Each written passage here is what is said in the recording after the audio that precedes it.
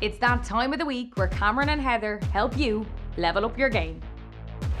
This week's skill challenge, we're going to do pairs passing. Get yourself a football and get yourself a buddy.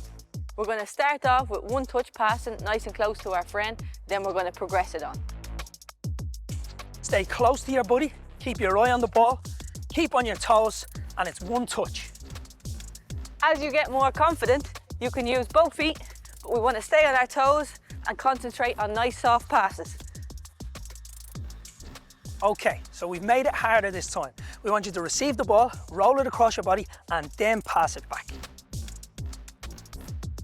We're going to bring it up another notch and add in a second football. Keep focused on your football, but be aware where your partner's ball is so that they don't crash.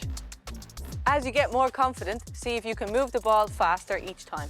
So this week, give all three of those challenges a go with your buddy.